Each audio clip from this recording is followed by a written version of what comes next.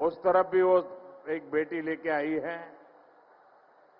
मैं आप सबका बहुत बहुत आभारी हूं। भारत माता की, भारत माता की जय श्री राम कृष्णोदेव, जय मां शारदा। সিঙ্গুরের এই পবিত্র ভূমিকে আমার প্রণাম।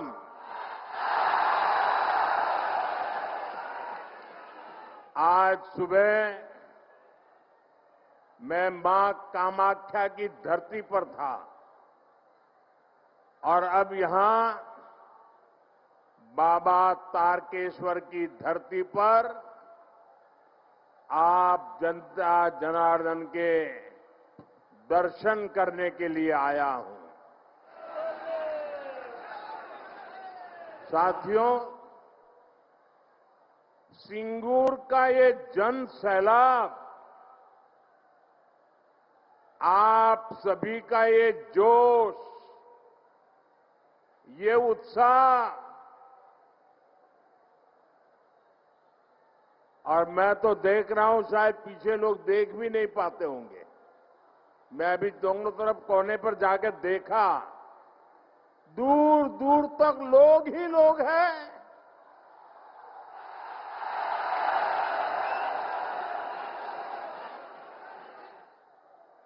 ये उत्साह, ये जोश पश्चिम बंगाल की नई कहानी बता रहा है। और मैं देख रहा हूं बहुत बड़ी संख्या में माताएं बहनें आशीर्वाद देने आई है। किसान आए हैं, श्रमिक आए हैं और नौजवानों का जोश तो हम सब देख रहे हैं।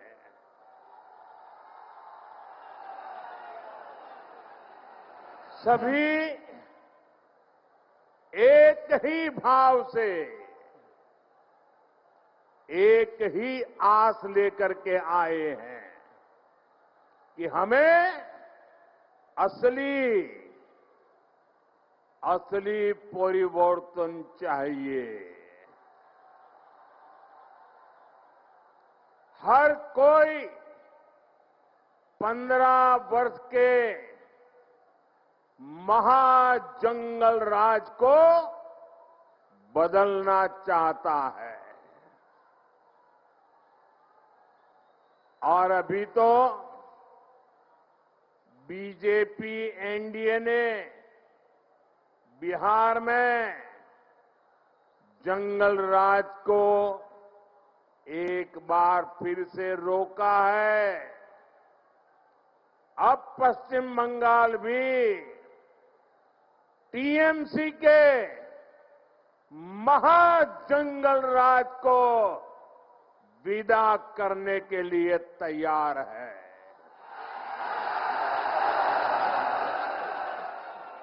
तैयार है ना? पक्का? तो मेरे साथ एक संकल्प लेंगे।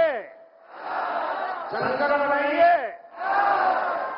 मैं कहूंगा, पलटानो दोरकार, पलटानो दोरकार।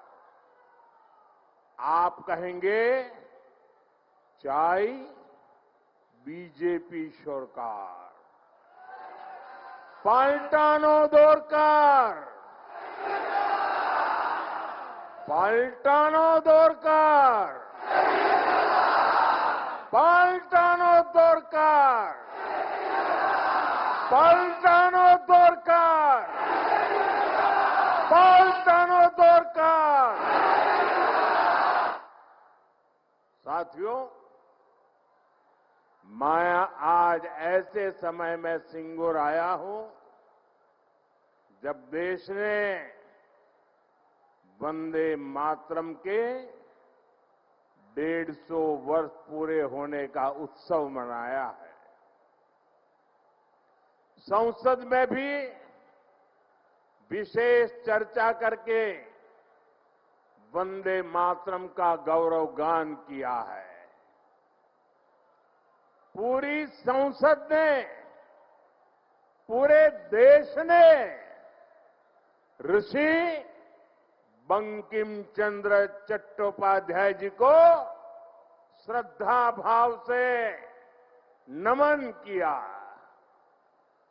हुगली और वंदे मातरम का रिश्ता तो और भी विशेष है।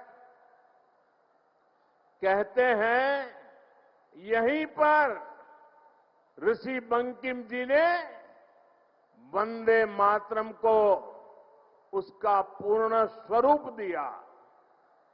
साथियों, जिस प्रकार वंदे मातरम आजादी का उद्घोष बना था, हमें वंदे मातरम को पश्चिम बंगाल को, भारत को विकसित बनाने का मंत्र भी बनाना है। साथियों, बंगाल की धरती ने देश की विरासत, देश की आजादी के लिए जो दिशा दी, जो नेतृत्व दिया,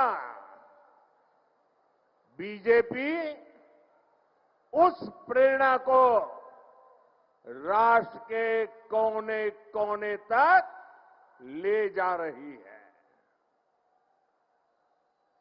ये भाजपा सरकार ही है जिसने दिल्ली में कर्तव्य पथ पर इंडिया गेट के सामने नेताजी सुभाष बाबू की प्रतिमा लगाई है।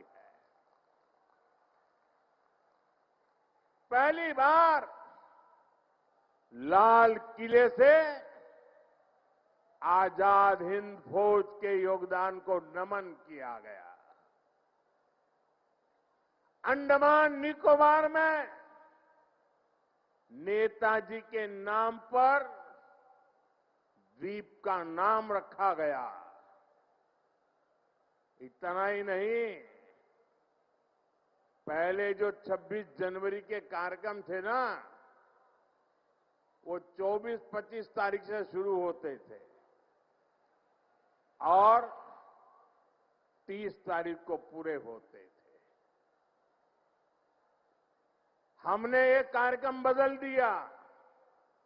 हमने अब 23 जनवरी सुभाष बाबू की जन्म जयंती से शुरू किया और महात्मा गांधी की पुण्यतिथि पर पूरा करने का तय किया। साथियों, बांग्ला भाषा और साहित्य बहुत ही समृद्ध है, लेकिन बांग्ला भाषा को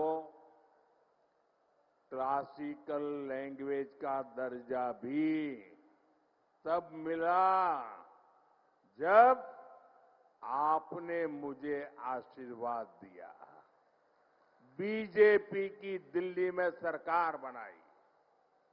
इससे बांग्ला भाषा में रिसर्च को बल मिलेगा। साथियों, बीजेपी के सरकार के प्रयासों से ही दुर्गा पूजा को यूनेस्को ने कल्चरल हेरिटेज का दर्जा दिया है। ये टीएमसी वाले दिल्ली में सोनिया जी की सरकार में भागीदार थे, क्या तब ये सब काम नहीं करा सकते थे क्या? क्यों नहीं किए? ये मोदी है जिसको बंगाल के लिए इतना प्यार है, समर्पण है, तब होता है। हमारी सरकार के प्रयासों से ही गुरुदेव रविन्द्रनाथ टैगोर के शांति निकेतन को विश्व धरोहर का दर्जा मिला है।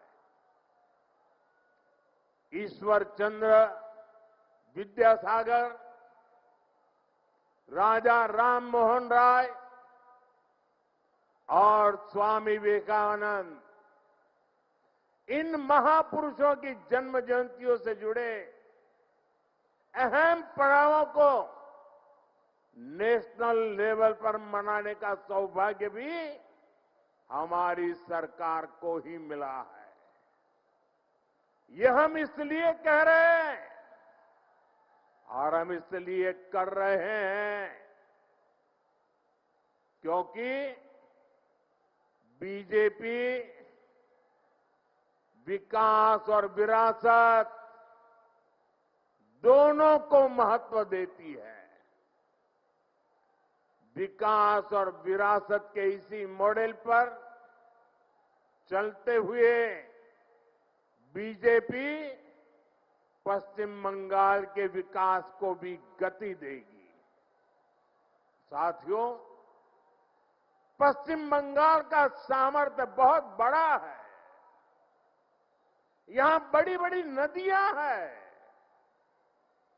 बहुत बड़ी कोस्टलाइन है, यहां उपजाऊ जमीन है। पश्चिम बंगाल के हर जिले में कुछ न कुछ खास है और यहां के लोग तो बुद्धि, प्रतिभा, सामर्थ्य, समर्पण अद्भुत है। भाजपा हर जिले की इस ताकत को और ज्यादा बढ़ाएगी और जब हर जिले के हिसाब से योजनाएं बनेगी तो इसका सबसे ज्यादा लाभ उन जिलों में रहने वालों के लोगों को होगा। जैसे यहां की धनिया खाली साड़ी है, यहां का जूट है, हैंडलूम से जुड़े अन्य प्रोडक्ट है। पीढ़ियों से लोग इस काम से जुड़े हैं। BJP one district one product scheme के तहत हर जिले के ऐसे प्रोडक्ट को प्रोत्साहन देगी। भाजपा सरकार बनाते ही प्लास्टिक को लेकर ठोस नीति बनाएगी और जूट की पैकेजिंग को और बढ़ावा देगी। इससे यहां के जूट उद्योग को और बल मिलेगा। साथियों, हुगली में बहुत बड़ी मात्रा में आलू और प्याज की खेती होती है। अन्य सब्जियां भी उगाई जाती है। दुनिया में फ्रेश सब्जियों की बहुत बड़ी डिमांड है। साथ ही पैकेज सब्जियां के लिए भी दुनिया में बहुत बड़ा मार्केट है। मेरा तो सपना है कि दुनिया भर के बाजारों में भारत के किसानों, भारत के पशुपालकों और भारत के मछुआरों के उत्पाद दुनिया में धूम मचाए। दोस्तों, दुनिया में धूम मचाए। इसलिए देश भर में फूड प्रोसेसिंग फैसिलिटी और कोल्ड स्टोरेज चेन बनाने पर बहुत काम हो रहा है। यहां बनने वाली भाजपा सरकार इस काम को भी तेज गति से आगे बढ़ाएगी और ये मोदी की गारंटी है। साथियों, मेरा निरंतर प्रयास रहता है कि बंगाल के नौजवानों, बंगाल के किसानों, बंगाल की माताओं बहनों की हर संभव सेवा करूं। लेकिन यहां की टीएमसी सरकार केंद्र सरकार की योजनाओं को आप तक ठीक से पहुंचने ही नहीं देती। अरे भाई, अगर इनको मोदी से परेशानी है, ये तो मैं समझ सकता हूं। इनको बीजेपी से दुश्मनी है, ये भी समझ में आता है।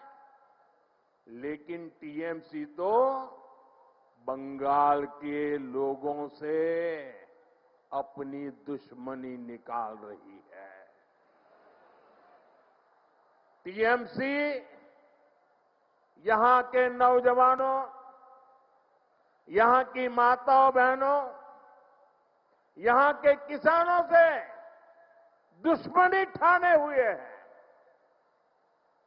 साथियों, बंगाल के मछुआरों से टीएमसी कैसे अपनी दुश्मनी निकाल रही है, इसका मैं आपको एक उदाहरण देता हूं। बंगाल में लाखों परिवार मछली के काम से जुड़े हुए हैं। यहां से अभी जितनी मछली एक्सपोर्ट होती है, उससे कहीं अधिक संभावनाएं बंगाल में है। बंगाल के फिशरमैन में वो ताकत है। इसके लिए जरूरी है कि मेरे मछुआरे भाई बहनों को मदद मिले, मेरे मछुआरे भाई बहनों को बेहतर टेक्नोलॉजी मिले। इसी सोच के साथ देश भर के मछुआरों की मदद के लिए केंद्र सरकार ने एक डिजिटल प्लेटफॉर्म बनाया। इस डिजिटल प्लेटफॉर्म पर देश भर की राज्य सरकारें अपने यहां के मछुआरों के नाम रजिस्टर करवा रही है। लेकिन बंगाल में इस काम पर ब्रेक लगा हुआ है। हम बंगाल की टीएमसी सरकार को बार बार चिट्ठी लिखते हैं।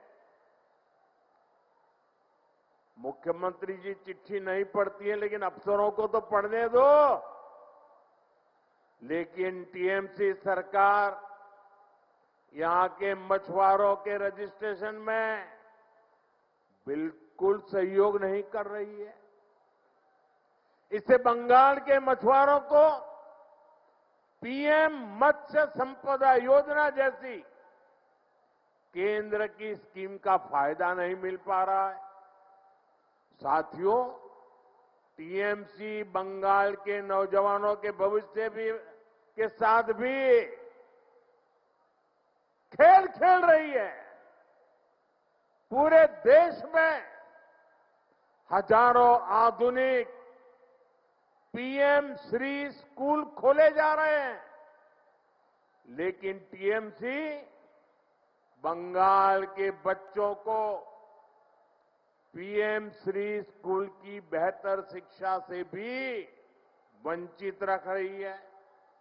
आप मुझे बताइए, बंगाल के बच्चों का भविष्य तबाह कर रही टीएमसी सरकार को जाना चाहिए कि नहीं जाना चाहिए? जाना चाहिए कि नहीं जाना चाहिए? ये टीएमसी को भगाना चाहिए कि नहीं भगाना चाहिए? ये टीएमसी को हटाना चाहिए कि नहीं हटाना चाहिए? बंगाल को बचाना चाहिए कि नहीं बचाना चाहिए? नौजवानों का भविष्य बनाना चाहिए कि नहीं बनाना चाहिए? माताओं बहनों को सुरक्षा देनी चाहिए कि नहीं देनी चाहिए? क्या ऐसी टीएमसी सरकार को, बंगाल को सजा देनी चाहिए कि नहीं देनी चाहिए? ये टीएमसी को सजा मिलनी चाहिए कि नहीं मिलनी चाहिए? साथियों, देश में जो भी सरकारें विकास को रोकती हैं, गरीब कल्याण के काम में रुकावट डालती है, देश का मतदाता अब जान चुका है, देश का मतदाता जाग चुका है। ये रुकावट डालने वाले हर किसी को लगातार सजा मिलती रही है। दिल्ली में भी, दिल्ली प्रदेश में एक ऐसी ही सरकार थी जो केंद्र की योजनाओं को लागू नहीं होने देती थी। हम उनको कहते रहे कि दिल्ली के गरीब परिवारों को मुफ्त इलाज देने वाली आयुष्मान स्कीम लागू करो, लेकिन वो सुनते ही नहीं थे। वो राजनीतिक हिसाब किताब में ही लगे रहते थे। इसलिए दिल्ली की जनता ने उनको सत्ता से बाहर का रास्ता दिखा दिया, मुख्यमंत्री को भी घर भेज दिया। और अब दिल्ली में आयुष्मान योजना से गरीबों को मुफ्त इलाज हो रहा है। साथियों, बंगाल की जनता ठान चुकी है, यहां के लोग टीएमसी की निर्मम सरकार को सबक सिखाने वाले हैं, ताकि यहां भी बीजेपी सरकार बने और आयुष्मान भारत योजना बंगाल में भी लागू हो, गरीबों को मुफ्त इलाज मिले। साथियों, बंगाल में भाजपा की डबल इंजन सरकार बननी बहुत जरूरी है। जहां भी भाजपा की डबल इंजन सरकार है, वहां केंद्र सरकार की योजनाओं के तहत बहुत शानदार काम हो रहा है। मैं आपको हर घर नल से जल की बात बताता हूं। देश के गांव-गांव में हर घर तक पाइप से जल पहुंचे, इसके लिए केंद्र की बीजेपी सरकार ये अभियान चला रही है। अब जैसे त्रिपुरा है, वहां पहले की सरकार के समय 100 में से सिर्फ 4 घरों में ही नल से जल आता था। जब लेफ्ट वालों की सरकार थी ना त्रिपुरा में, आपके पड़ोस में, 100 घर में से सिर्फ 4 घर में। लेकिन बीजेपी की डबल इंजन सरकार के कारण आज वहां 100 में से 85 घरों में नल से जल आने लगा है। ये आंकड़ा आपको याद रहेगा? ये आंकड़ा आपको याद रहेगा? आप जरा बताएं, मैं ना दोबारा बताऊं मैं। जब ये लेफ्ट वालों की सरकार थी, तब 100 में से 4 घरों में नल से जल आता था। आज 85 घरों में, 85 घरों में पानी पहुंचता है। साथियों, आज भी बंगाल में आधी आबादी ऐसी है जिनके यहां नल से जल नहीं आता। अगर त्रिपुरा में बीजेपी ना आती तो वहां आज भी वैसा ही हाल होता। बंगाल में बीजेपी आएगी तो यहां हाल बदलेगा। हमारी माताओं बहनों को, हमारी बेटियों को पानी लाने के लिए कितनी परेशानी होती है। भाजपा सरकार इस परेशानी से आपको मुक्ति दिलाकर रहेगी और ये मोदी की गारंटी है।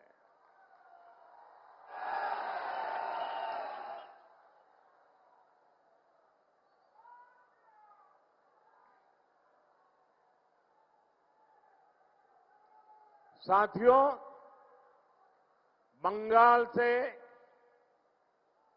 टीएमसी के महाजंगल राज का जाना और बीजेपी के सुशासन का आना, ये बहुत जरूरी है। इसके लिए ईश्वर चंद्र विद्यासागर जी के बताए रास्ते पर चलना होगा। उन्होंने नारी शक्ति और युवा शक्ति को परिवर्तन का माध्यम बनाया था। अब बंगाल की बहनों बेटियों को, यहां के नौजवानों को अपनी आवाज बुलंद करनी होगी। टीएमसी के राज में बेटियां भी सुरक्षित नहीं है और शिक्षा व्यवस्था भी, यहां की शिक्षा व्यवस्था भी माफिया और भ्रष्टाचारियों के कब्जे में है। इसलिए मैं पश्चिम बंगाल की माताओं बहनों से भी एक आग्रह करना चाहता हूं। आपके बेटे बेटियों को तब तक अच्छी शिक्षा और अच्छी नौकरी नहीं मिलेगी जब तक यहां टीएमसी के पास सत्ता की ताकत रहेगी। इसलिए आपको आने वाले विधानसभा चुनाव में भाजपा को वोट देना है। भाजपा को आपका एक वोट पक्का करेगा कि हां, कॉलेजों में बलात्कार, रेप और हिंसा की घटनाओं पर लगाम लगे। भाजपा को आपका एक वोट पक्का करेगा कि बंगाल में फिर से संदेश खाली जैसी घटना न हो। भाजपा को आपका एक वोट इस बात को पक्का करेगा कि फिर से बंगाल में हजारों शिक्षक अपनी नौकरी नहीं खोए।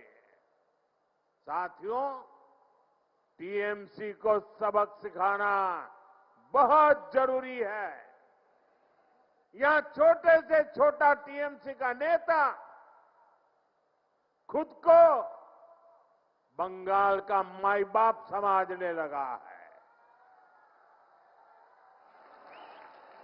हुगली को तो इन्होंने शिक्षक भर्ती घोटाले के लिए बदनाम किया है। बीजेपी युवाओं को लूटने वालों को जरूर सजा दिलाएगी। साथियों, आपको एक और बात याद रखनी है। बंगाल में उद्योग तभी लगेंगे, निवेश तभी आएगा जब यहां कानून व्यवस्था बेहतर होगी। लेकिन बंगाल में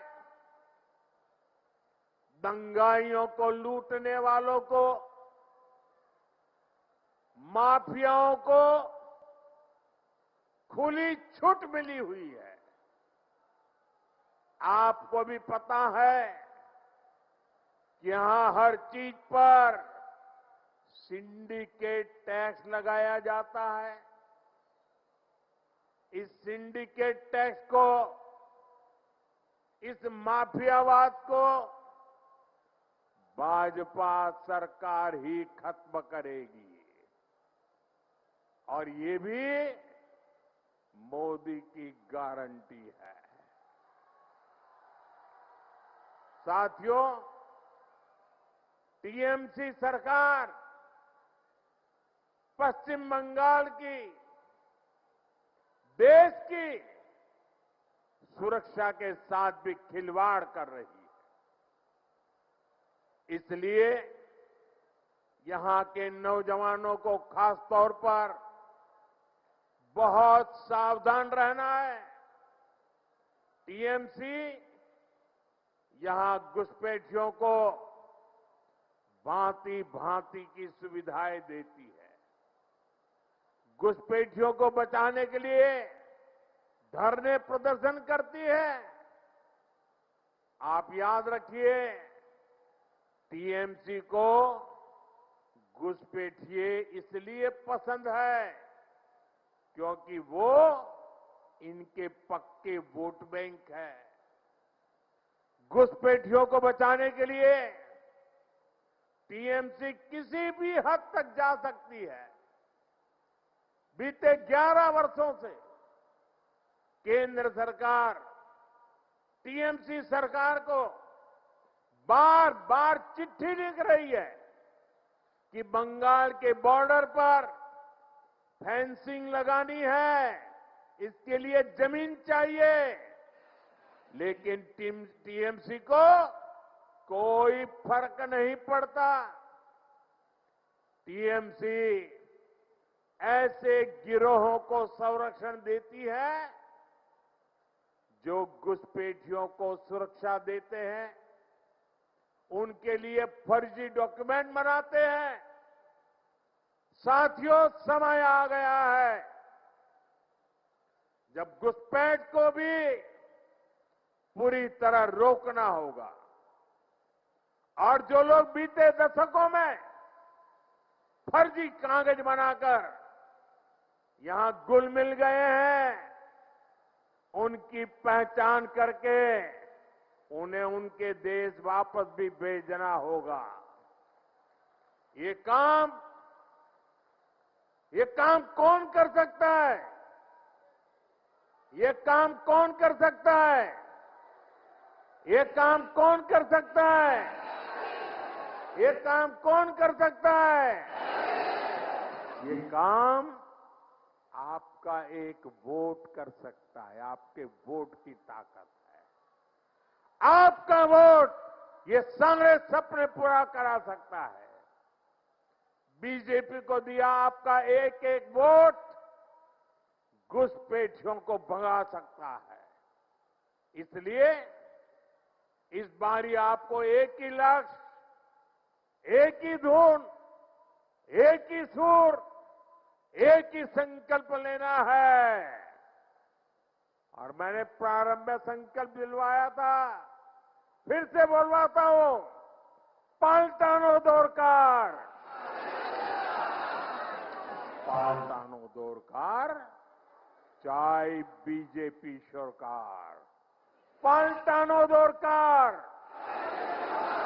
पाल्टानो दरकार, पाल्टानो दरकार, पाल्टानो दरकार, पाल्टानो दरकार। इसी संकल्प के साथ एक बार फिर आप सभी को यहां विशाल संख्या में हमें आशीर्वाद देने के लिए आने के लिए